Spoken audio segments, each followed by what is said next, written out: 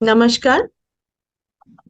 वेदांत दर्पण के इस एपिसोड में शब्द ब्रह्मन के ऊपर में चर्चा हो रही थी पिछले एपिसोड में। उसी का कंटिन्यूएशन में ये एपिसोड है, शब्द ब्रह्मन पार्ट 2। स्वागत है ऋषि गौतम चटर्जी सर का इस कार्यक्रम में। Thank you. सर, आपने पिछले एपिसोड में ये बोला था कि शब्द ब्रह्मन शब्द का अगर सटीक प्रयोग किया जाए तो उसे ब्रह्म लाभ हो सकता है। और वेदांत बोलते हैं, बिल्कुल। वेदांत के महावाक्यों में है अहम ब्रह्मास्मि, अर्थात मैं ही ब्रह्म हूँ। ब्रह्म को पहुंचना ही वेदांत का उद्देश्य है, एक वेदांतीन का उद्देश्य है, या यही पथ होना चाहिए। उस पर सर आप आज बोले कि किस प्रकार सटीक शब्द का प्रयोग करके ब्रह्म लाभ हो सकता है। मतलब हम लोग इस विषय में जाएं कि शब्द का सम्यक प्रयोग कैसे करें। जी। राइट सम्यक यूज ऑफ प्रयोग, राइट यूज ऑफ क्या राइट करना जैसे चाहिए। कि आठ सम्यक बुद्ध ने बताए थे। आठ सम्यक, उसमें शायद अभी हम लोग नया जोड़ रहे हैं, जोड़ना भी चाहिए कि सम्यक प्रयोग जी। शब्दों का, या सम्यक शब्द, appropriate word, apt appropriate word, है ना, वर्ड। Congruent congruent word. इससे क्या होगा कि दो लोगों के बीच में कोहेरेंस हो, अलगाव न रहे। जी। ऐसा शब्द जो दो व्यक्ति में योग लाए। हम लोग जी। ऐसा शब्द भी बोलते हैं, बोल सकते हैं, जो हम लोग में दूरी बढ़ाए, जिसको हम लोग जी। अप्रिय कहते हैं। बिल्कुल बिल्कुल। और ऐसा शब्द भी लग सकते हैं जो दोनों को करीब लाए और योग करें। क्योंकि जब हमको इसका अभ्यास हो जाएगा कि हम किस तरह से शब्दों का प्रयोग करें, तो दो व्यक्ति एक दूसरे के करीब आए, तो फिर हम ईश्वर के भी करीब हो सकते हैं, ब्रह्म के जी। भी करीब हो सकते हैं, है ना। जी। तो शब्द के प्रयोग पर बहुत कुछ निर्भर करता है। अब शब्द का मतलब सिर्फ शब्द वो नहीं होता है जो अक्षरों से बनता है। शब्द का मतलब वो नहीं होता है जो कई शब्दों से एक वाक्य बनता है। जैसा कि मैंने कहा, वैदिक समय में वाक्य को भी शब्द कहते हैं, वहां वाक्य जी। शब्द नहीं था, है ना। जैसे अहम ब्रह्मास्मि, इसको हम लोग कह सकते हैं कि ये तो वाक्य है, लेकिन इसको शब्द ही कहेंगे। हम्म। एक लंबा सा वाक्य जो बनता है उसको भी उस वक्त शब्द कहते थे। अच्छा, ठीक हाँ। है। हाँ, शब्द ध्वनि को भी कहते हैं। तो शब्द का मतलब सिर्फ अक्षरों का एक समुच्चय नहीं, शब्द का मतलब सिर्फ ध्वनि नहीं, शब्द का मतलब सिर्फ उसका अर्थ नहीं, है ना। तो हम लोग फिर शब्दों का प्रयोग कैसे करें। मान लीजिए हम लोगों ने कुछ शब्द जान लिए कि इसका दुरुपयोग हुआ है, या हम लोग इसका गलत प्रयोग करते हैं। जैसे कि हमने कहा कि गंभीर होना, हम्म। संवेदनशील होना, पिछले हम्म। एपिसोड में हम लोगों ने जाना था। तो हम लोगों ने ये सीखा कि जैसे कि पहले भी बताया गया है कि जब हम लोग अनरियल को रियल समझते हैं, तो उसको हम लोग झूठ या धोखा कहते हैं, है ना। अनरियल जिसके को, लिए हाँ। फिलोसॉफिकल टर्म है जिसके लिए फिलोसॉफिकल टर्म है ख्याति। ख्याति, हाँ। ये हम लोगों ने बात की थी। तो हम लोग जब भी शब्द को बिना जिए बोलते हैं, तो उस व्यक्ति की ख्याति होती है, समाज में ख्याति फैलती है। ख्याति फैलती है मतलब धोखा फैलता है। हम्म। इसलिए ख्याति शब्द का बिल्कुल। प्रयोग हम अभी जानबूझ कर रहे हैं कि जब भी हम लोग अंग्रेजी में या हिंदी में या हिब्रू में या तमिल में किसी भी शब्द को बिना जिए अगर उसका इस्तेमाल करते हैं, हम्म। तो हम्म। उससे व्यक्ति की ख्याति होती है, अस्तित्व को दुख मिलता है, ब्रह्म को हाँ। दुख प्राप्त होता है, क्योंकि व्यक्ति की ख्याति हो रही है जो है ही नहीं, जो खुद में एक हाँ। धोखा है। उस व्यक्ति के पास जो सेंस ऑफ व्यक्ति है, या व्यक्तित्व है, या माइंडर है, वही तो अपने आप में धोखा है। हम्म। और जब तक उसके पास ये माइंडर होगा, व्यक्ति होगा, व्यक्तित्व होगा, तब तक वो शब्द का सही प्रयोग कर ही नहीं पाएगा। जी। क्योंकि शब्द मन से आ रहे हैं। हम लोग शब्द का मतलब समझते हैं कुछ अक्षरों से बना हुआ कोई चीज। हाँ, हम लोग ये समझते हैं कि सबको एक अर्थ होता है। इसका अर्थ, इसका वर्बल मीनिंग क्या होता है, हमारे निरुक्ति शास्त्र में क्या कहा गया है, इस शब्द का लैटिन जो ओरिजिन क्या है, शब्द के भीतर जाते हैं ना, शब्द का अर्थ क्या है, इसमें जाते हैं। लेकिन हम लोग अपनी अनुभूति को शब्द कैसे दें, ये सीखने की जरूरत है, न कि शब्द को जीने की। शब्द को जी के बोलना, यहाँ हम लोग यहाँ तक आए थे पिछले एपिसोड में।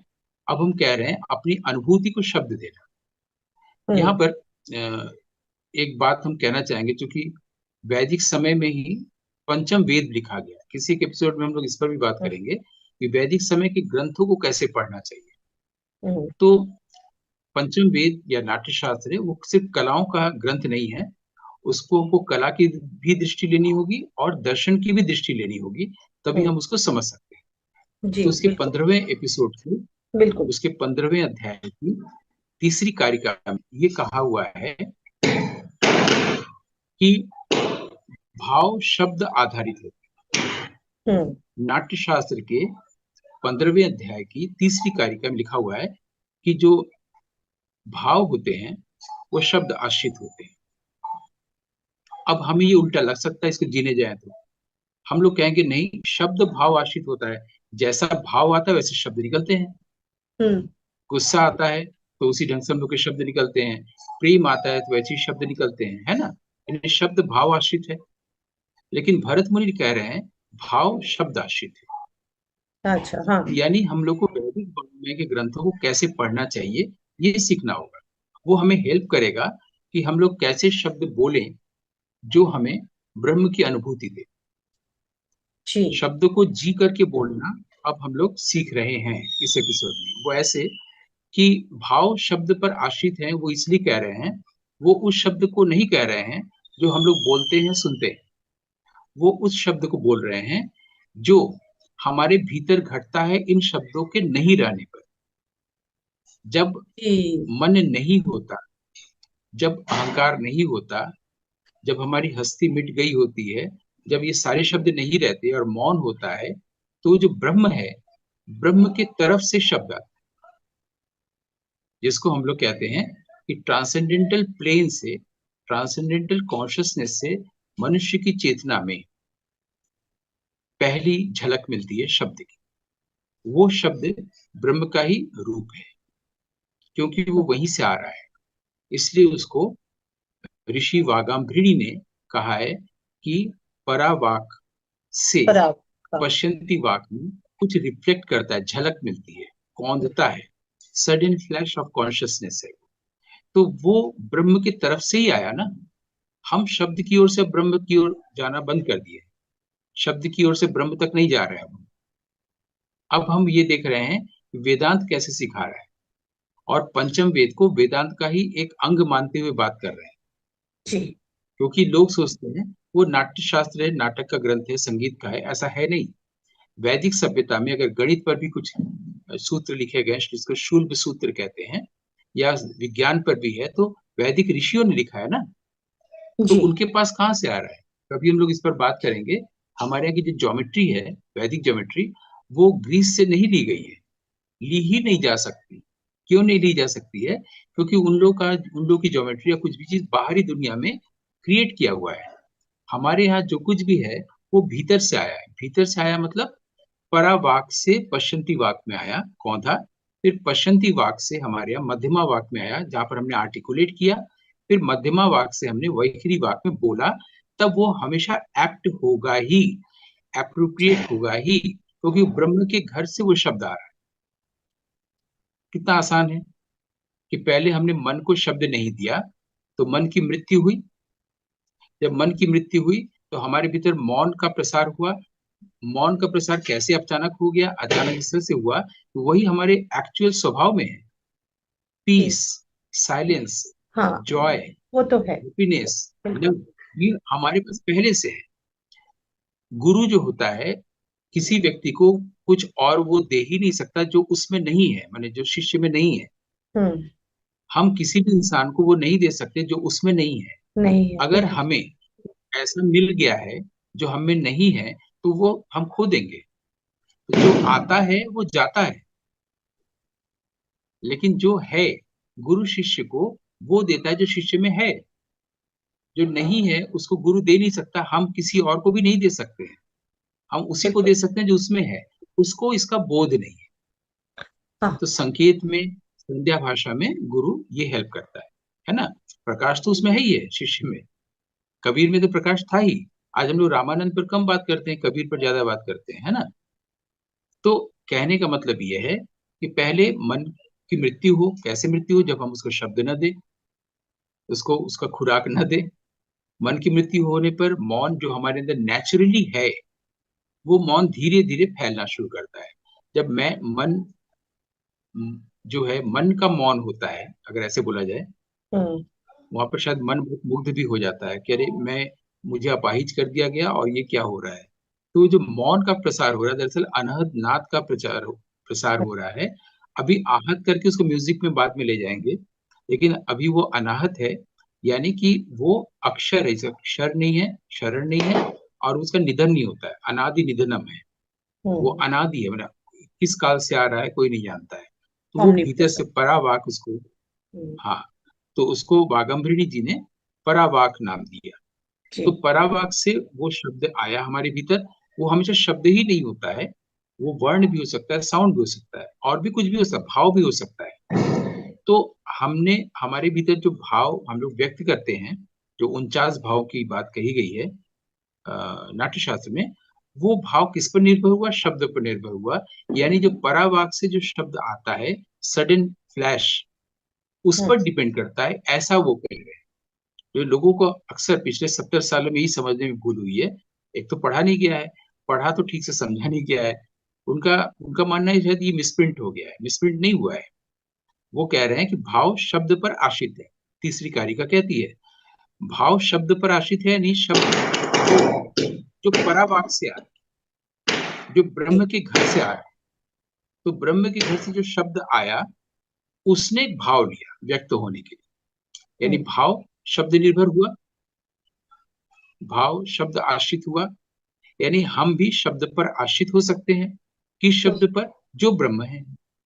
तो ब्रह्म को वचन देने के लिए, वाणी देने के लिए, वाक का स्वरूप देने के लिए उसको शब्द कहा गया। शब्द ब्रह्म, हम लोग बोलते हैं ना शब्द ब्रह्म, उसको भी सही शब्द। उच्चारण शब्द ब्रह्म, क्योंकि लास्ट में आए शब्द ब्रह्म। तो हम्म। शब्द ब्रह्म के लिए हमको ब्रह्म के घर से जो शब्द आ रहे हैं, अगर हम उसको बोलें तो एप्रोप्रिएट होगा, प्रभावशाली होगा। इस किसी भी कला में इसका इस्तेमाल हो सकता है। और वो लिखा हुआ शब्द नहीं होगा, अक्षरों से बना हुआ शब्द ही नहीं होगा, अक्षरों की मुट्ठी भर एक शब्द का समुच्चय नहीं होगा।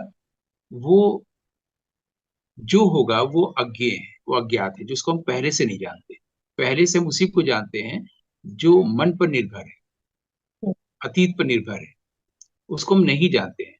जब हम शांत हुए हैं, मौन हुए हैं, तो वो उसने अपने आप को प्रकट किया, ब्रह्म ने अपने आप को प्रकट किया, प्योर कॉन्शियसनेस ने अपने को प्रकट किया। क्यों प्रकट किया? क्योंकि अब हमारे भीतर इम्प्योरिटीज नहीं रह गई। इम्प्योरिटीज क्या है? थॉट। थॉट किससे बने हैं? शब्द से। शब्द क्या है? इमेजेस है। इमेजेस कहाँ के हैं? बाहरी वर्ल्ड के हैं। अब इस बाहरी वर्ल्ड की इन इमेजेस का क्या किया जाए? भाई पेड़ है, पहाड़ है, समुद्र है।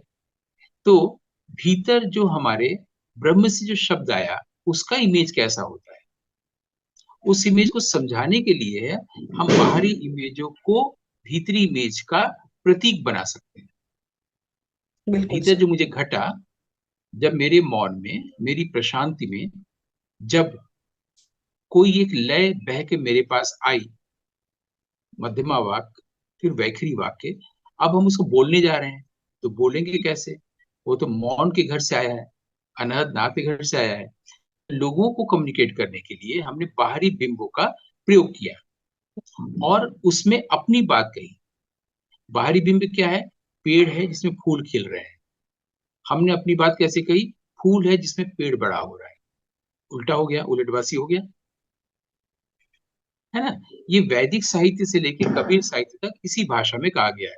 भीतरी चीजों को वो बाहरी इमेजों से बता रहे हैं, लेकिन बाहरी इमेजों से हम जैसे परिचित हैं, वो उल्टा लग रहा है। हम कहते हैं कि पेड़ में शाखा है, शाखा में फूल है। तो उसको मैं इसी बात को कहने के लिए आत्म को, ब्रह्म को, नाड़ियों को, चक्रों को कहने के लिए हम ये कह सकते हैं कि एक फूल है जिसमें से कोई पेड़ अचानक निकल रहा है और बीज बनने जा रहा है। हम्म। उल्टा लग रहा है ना? जी। दरअसल हम कुछ और कह रहे हैं। अब हम जो कह रहे हैं उसको दूसरा सुनने वाला तभी समझ सकता है जब वो भी उसी तल पर हो। यानी वहां भी मन की मृत्यु हो चुकी हो, वो भी मौन की साधना किया हो, मुनि बना हो, हाँ और उसने बिल्कुल। भी ब्रह्म की ओर से शब्द को सुनना सीखा हो, तब उसको समझ में आ जाएगा। जैसे कबीर जो बोलते हैं वो गोरख को समझ में आती है, गोरख जो बोलते हैं वो कबीर को समझ में आता है।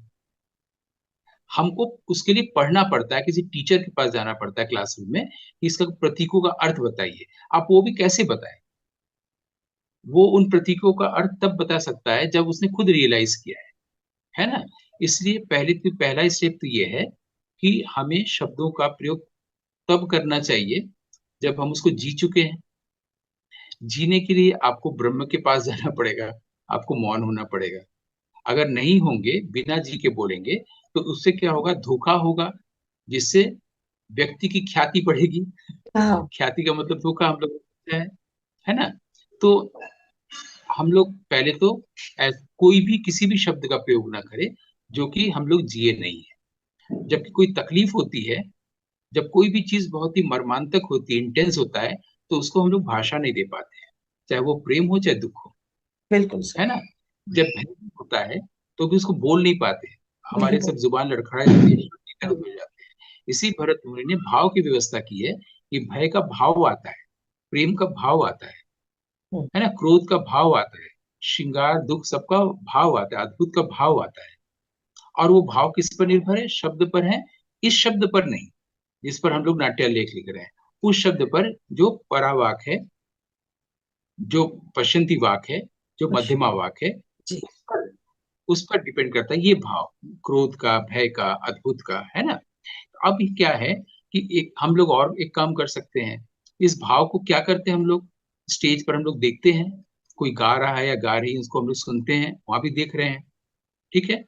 लेकिन अगर ये सुंदर भाव है, जैसे कि अद्भुत, है ना, जैसे कि श्रृंगार, तो इस भाव को हम लोग को किसी प्रेक्षागृह में जाने की जरूरत नहीं है, हम लोग अपने पास फील कर सकते हैं इस भाव को, क्योंकि उसमें अपने आप एक सात्विक भाव होता है, उसमें अपने आप एक पवित्रता होती है। जब पहला भाव आता है श्रृंगार का, प्रेम का या अद्भुत, जो मैंने कहा था, जब आदमी शाम के अंधेरे में जा रहा है पेड़ों के बीच से, अचानक उसे देखा एक ऑरेंज सन, एकदम गोल, तो बिल्कुल एब्जॉर्ब हो जाता है, माइंड एक्टिवेट नहीं रहता।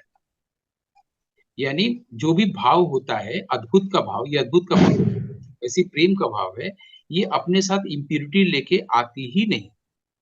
कोई भी भाव, ऐसा भाव अपने साथ कभी भी इम्प्योरिटी लेके नहीं आता है। हम उसको जब शब्द देने जाते हैं तो इम्प्योर करने जाते हैं, और उस वक्त हम लोग तीसरे का ध्यान रखते हैं। तीसरे का ध्यान यानी समाज का ध्यान, किसी तीसरे व्यक्ति का ध्यान, घर परिवार का ध्यान रखते हैं ना। जिसके लिए मैंने कहा था कि अगर हम टेलीफोन पर फर्स्ट पर्सन सेकंड पर्सन से बात कर रहा है और उसमें हम थर्ड पर्सन को भी लेके रखे हैं, तो हमेशा ध्यान थर्ड पर्सन का होगा। ऐसे जीवन में अगर व्यक्ति एक, व्यक्ति दो से बात कर रहा है, उसमें थर्ड पर्सन के तौर पर पर्सन की जगह पर ईश्वर को ला दे, ब्रह्म को ला दे, तो हमेशा ब्रह्म पर ध्यान जाएगा, क्योंकि ये साइकोलॉजी है कि जब थर्ड पर्सन की ओर ध्यान जाना, फोन पर थर्ड को ध्यान में रख के सेकंड से बात कर रहे हैं, जीवन में भी कर सकते हैं, ब्रह्म को ध्यान में रख के सेकंड से बात कर रहे हैं। डेविड चाल्मर्स एक बहुत बड़े फिलोसोफर हुए हैं, ऑस्ट्रेलिया में अभी हैं। उनकी किताब इन सर्च ऑफ कॉन्शियसनेस बहुत मशहूर हुई है। उसमें वो first person, second person, third person की बात कर रहे हैं कि ईश्वर फर्स्ट पर्सन में है या थर्ड पर्सन में है या सेकंड पर्सन में है। इस पर कॉन्शियसनेस का एक सेंटर है बेंगलोर में, जिसमें बड़े बड़े कॉन्फ्रेंसेस भी होते रहते हैं, उसमें हम भी जा चुके हैं ब्रेन साइंटिस्ट के बीच में। तो होता क्या है, ये जो प्योर कॉन्शियसनेस है, ये जो थर्ड पर्सन है, उसका ध्यान क्यों आता है हमारे भीतर? हमारे भीतर इसलिए आता है कि हमारे ब्रेन की संरचना इस तरह से बनी ही है कि हम लोग ब्रह्म का साक्षात्कार करें, ब्रह्म की अनुभूति करें, है ना?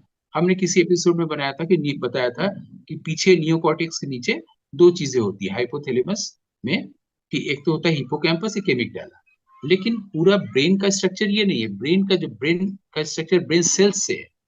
अब ब्रेन सेल्स के दो पार्ट होते हैं, एक होता है न्यूरॉन और दूसरा होता है ग्लाइनल न्यूरॉन्स, GLIA, ताकि कोई अगर फर्दर और पढ़ना चाहे तो जो ग्लाइनल न्यूरॉन्स है, ग्लाइनल का मतलब ही है जो न्यूरॉन्स को सपोर्ट करे। न्यूरॉन का काम है इंफॉर्मेशन लेना और हमारे बिहेवियर को शेप देना।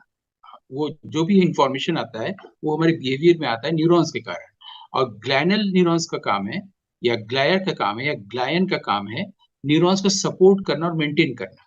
जब वो न्यूरॉन्स को सपोर्ट करना बंद कर देता है तो हमारी मेमोरी धीरे धीरे कम होने लगती, डिमिनिश होने लगती है, हम्म, और तब हमारे भीतर अनुभूति की फीलिंग भी कम होने लगती है। हम्म, इसलिए दोनों का होना जरूरी है। जैसे जीव और ब्रह्म दो हैं, वैसे ही ये न्यूरोलॉजिकल डिसऑर्डर नहीं होता है, ये न्यूरोग्लैंडल डिसऑर्डर। ये शब्द भी बहुत कम अभी सुना गया, लोग अध्ययन कर सकते हैं। हम लोग न्यूरोलॉजिकल डिसऑर्डर के बारे में सुनते रहते हैं, लेकिन न्यूरोग्लैंडल डिसऑर्डर या ऑर्डर के बारे में कम जानते हैं। वो यही है जो न्यूरॉन्स को सपोर्ट देने वाले दूसरा एक जो तत्व है जिससे हमारा ब्रेन सेल बना है, उसको उसके तरफ कम ध्यान होता है। तो जब हम मौन होते हैं, जब हम पीस में होते हैं, जब हम कम बोलते हैं, जब हम अधिक सुनते हैं और जब हम फील करते हैं, ये असली चीज ये है, फील करना। जैसे ही हम फील करते हैं, न सिर्फ हम प्रेजेंट मोमेंट में आ जाते हैं, फील कर आप पास्ट में जाके कर ही नहीं सकते। फील जब भी करेंगे तो प्रेजेंट मोमेंट में करेंगे, थिंक जब भी करेंगे, कॉग्निटिव साइंस से जुड़ा हुआ कोई भी चीज होगा तो पास्ट होगा। जब हम जानने जा रहे हैं, थिंक कर रहे हैं, वहां पर कॉग्निटिव कॉग्निटिव साइंस भी न्यूरोलॉजी का एक हिस्सा है। तो हम वहां जब भी जाएंगे तो पास्ट में जाएंगे, और जब भी हम फील करेंगे तो प्रेजेंट मोमेंट में आएंगे। जैसे ही फील करेंगे, प्रेजेंट मोमेंट में आएंगे, भाव के स्तर पर वो जो दूसरा वाला सपोर्ट करने वाला है जो न्यूरॉन को, वो और पुख्ता होता जाएगा, और हमारे पास इसका द्वार पहले ही खुल जाएगा, जिसको हम लोग ब्रह्म को अनुभूत करने की द्वार कह सकते हैं। हम लोग प्यूरिटी की तरफ ज्यादा जाएंगे। तो ऐसा कुछ नहीं है कि गॉड रियलाइजेशन में जाते हैं तो कुछ एक अजीब सा चीज होता है, और जैसा कि हम लोग वर्णन में तमाम साधकों का लोग किताब पढ़ते हैं, चमत्कार होता है, तो शरीर में कंपन होता है आदि आदि, ऐसा कुछ नहीं होता है। आदमी को जब ईश्वर का रियलाइजेशन होता है तो वही होता है जो पहले से था, वो नहीं जान रहा है। मतलब ऐसा कुछ भी नया प्राप्त नहीं होता है जो उसके पहले उसको प्राप्त नहीं था, उसके पास वो ऑलरेडी था। मतलब ऐसा भी हम नहीं कह रहे हैं कि उसके पास ब्लिस था, उसको रियलाइजेशन नहीं था, उसके पास ईश्वर है, उसको रियलाइजेशन नहीं है, ये नहीं कह रहे हैं। जो वो ऑलरेडी है, नॉर्मली, बिल्कुल बिना पढ़े लिखे, बस उसी स्थिति में लौटता है। वो जो उस स्थिति से वो ख्याति की तरफ चला गया था, भ्रम की ओर चला गया था, वो चला जाता है। और अच्छा, उसको ये ईश्वर को रियलाइज नहीं करना होता है, ब्रह्म को रियलाइज नहीं किया जा सकता है, क्योंकि ब्रह्म रियलाइज करने की चीज ही नहीं है। ब्रह्म जी, को तब रियलाइज करने जाएंगे जब एक ऑब्जेक्ट होगा ना। लेकिन जो रियलाइज कर रहा है वो तो खुद ही ब्रह्म है। वो ब्रह्म को रियलाइज करने कैसे जा सकता है? वो तो सब्जेक्ट है। खुद व्यक्ति जो है, जब वो व्यक्ति नहीं है तो खुद ब्रह्म है। बिल्कुल, उससे बात बिल्कुल करने सही। की जरूरत ही नहीं, कॉन्वर्सेशन की जरूरत ही नहीं है ना? तो हम लोग को सिर्फ ये करना है कि हम तो खुद ही ब्रह्म है। हम जो ब्रह्म नहीं रह के व्यक्ति मान बैठे अपने आप को, ये जो धोखा हो गया है, हम जो अनरियल को रियल मान बैठे हैं, हाँ, जिसको ख्याति कहा जाता है, उसको, उस अज्ञान को खाली हटाना है। जी, और जी। अज्ञान हटते ही एक ऐसी खुशी होती है कि लगता है कि अरे यही तो चाहते थे। लेकिन उसमें ऐसा क्यों नहीं होता है कि हमको ईश्वर की अनुभूति हुई तो 4-5 सिर मेरे और हो गए, 6-7 हाथ हो गए, हमारी वाणी कुछ और हो गई, ऐसा कुछ नहीं होता है। ये सब चीजें जो है हम लोग किताबों से, साधकों के जो जिसको ऑटोबायोग्राफी वगैरह पढ़ के और अपने आप को ख्याति की ओर ले जाते हैं, मतलब भ्रम की ओर ले जाते हैं। हम लोग हमेशा चमत्कार चाहते हैं। जी, हम लोग को खुद भी, जिसको रियलाइज होता है, वो उसके सामने भी कोई चमत्कार नहीं होता। उसका चमत्कार यही है कि उसने ये जाना कि वो ब्रह्म है, और अब उसको कुछ और दिखने लगता है। यहाँ पर कुछ चीजें हो सकता है मुझे शेयर नहीं करनी चाहिए, लेकिन फिर भी मैं कहने की कोशिश कर रहा हूँ थोड़ी में। जैसे कि मैंने कहा ना कि जब परावाक के लेवल से वैदिक ऋषियों को या कबीर के पास कोई भाव आया, इमेज आया भीतर से, उसको समझाने के लिए उसने बाहरी इमेजों का प्रयोग किया जो हमें उल्टा लगा। अब जी, इसी पर हम ये कहना चाहते हैं कि उसमें भी मत जाइए। हम्म, भीतर जब वो प्रकाश प्रकट होने लगता है, इसकी लय आती है हमारे भीतर, तो ये जो बाहरी वर्ल्ड है वो ही हमें कुछ और रूप से दिखाई देने लगता है। मतलब सब में तो ईश्वर दिखता है, ये बात ठीक है, सब में रब रब दिखता है, किसी एक में नहीं। तो लेकिन उसमें क्या होता है ना कि वो जो ब्रह्म है, वो जी, बाहरी वर्ल्ड के सब चीजों को लेके जो उसका बनाया हुआ है, hmm, not put together by thought, जिसको आदमी ने नहीं बनाया है, उसका कुछ ऐसा चीज दिखाता है जो आपके लिए चमत्कार लगता है, अरे ये कैसे हुआ। जैसे एक मैं अभी अपने जो पौधों के बीच से, फूलों के बीच से गुजर रहा था, तो देखा कि इतना छोटा, जिसको सिर्फ आंख देख सकती है, उससे छोटा होता है, सूक्ष्म तो आंख नहीं देख पाती, एक छोटा सा इंसेक्ट है ग्रीन कलर का, जो पौधों के आसपास होता ही है, लेकिन प्राय नहीं देखा जाता, या उसको मैंने कभी नहीं देखा था। और वो शून्य में डांस कर रहा है, वो इंसेक्ट ग्रीन कलर का, उससे छोटा होता तो मैं देख नहीं पाता। और वो जो डांस कर रहा है, जाहिर सी बात है हम यही सोचेंगे कि कोई वेब होगा, मकड़ी का जाला, लेकिन वो जाला नहीं दिख रहा है ना, वो जाला नहीं दिख रहा है, वो नेट नहीं दिख रहा है, वो वेब नहीं दिख रहा है, स्पाइडर तो दूर दूर, पूरे शून्य में वो अकेले डांस कर रहा है। यानी बाहरी दुनिया का वो ये दृश्य मैंने तो कभी नहीं देखा था। अब मैं उसको वीडियो में कैप्चर भी किया, मोबाइल की वीडियो में, है ना।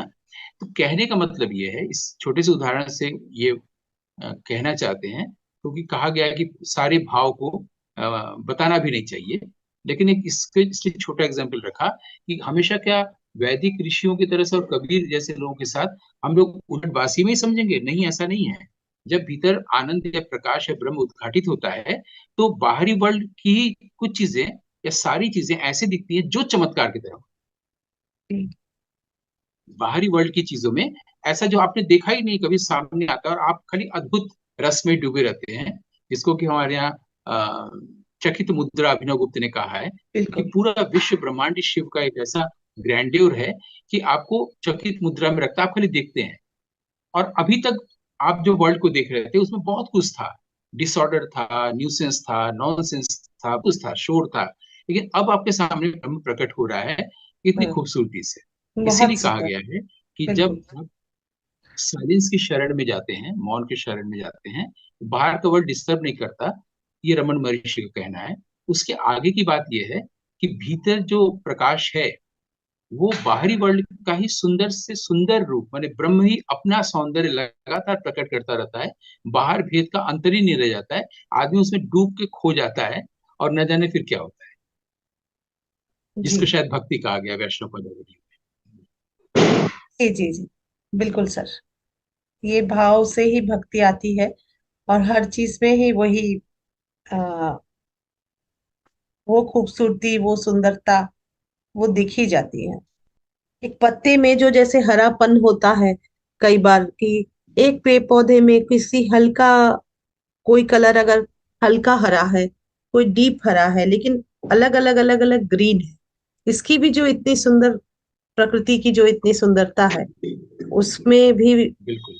हाँ, कहीं भी ढूंढने जाए तो वो। बिल्कुल सर, आज के ये एपिसोड बहुत ही अच्छा रहा। शब्द ब्रह्मन पर ये पार्ट 2 था।